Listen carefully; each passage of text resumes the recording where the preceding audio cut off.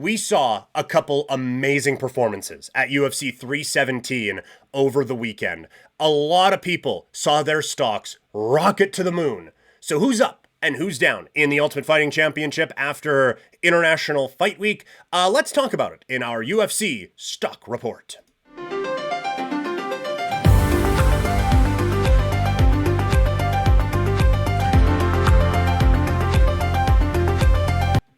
The UFC is now done with International Fight Week, and coming out of it, a few stars have been born. So who's up, who's down in the UFC?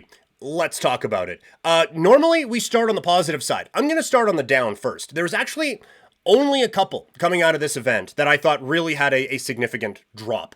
And, the first is Charles Oliveira. This felt like his last championship fight for me. This, honestly, it sounds harsh. This felt like the last bit of relevancy in the championship aspirations at 155 pounds for Charles Oliveira.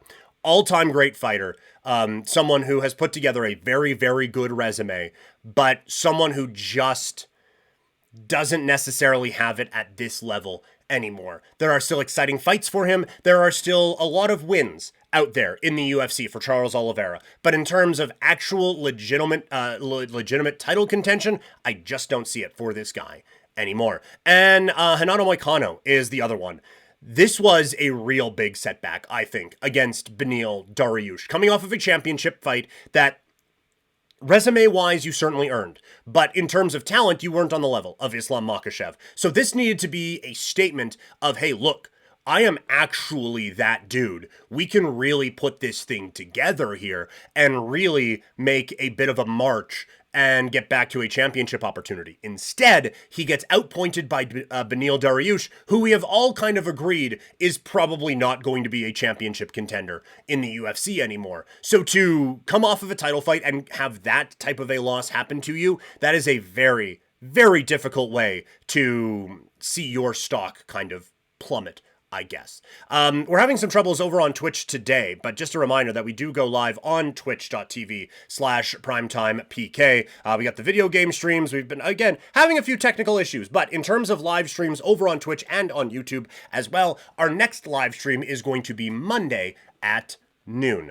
Let's go now into the up category for the stock watch. Ilia Topuria is obviously the stock rises even more. We are now talking about pound for pound rankings with another brilliant showing. You have people already talking about, with what this kid has done this quickly into his UFC career, we could be talking about one of the all-time greats. When you have a brilliant showing that puts you into rarefied air like that, all of a sudden, yeah, doors open up and you end up on the up list on the stock watch. So the momentum needs to continue with him. We'll talk in a second about what fight should be next for him, but the sky is the limit now with Ilia Topuria. Alexandra Pantoja also gets the up arrow.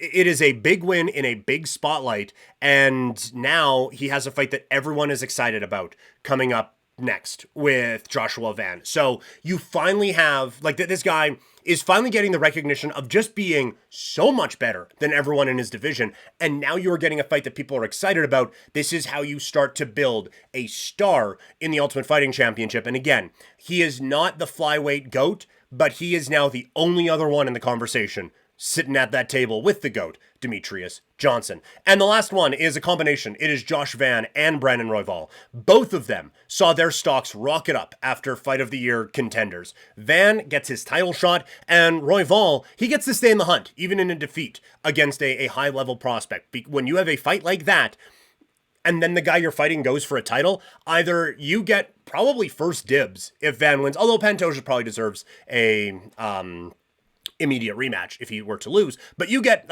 pretty high up on the rankings if Van gets his opportunity and takes advantage of it, or if Van loses, you still get a really big fight against a guy who just fought for a championship. So either way, the stock is looking up for Royval, and for Van, he went from being exciting prospect to exciting challenger in one night, and that's a difficult thing to do, and only a few guys have been able to make that jump in one fight the way Josh Van was able to do. So that is the stock watch for the Ultimate Fighting Championship here on Couch Potato Diary.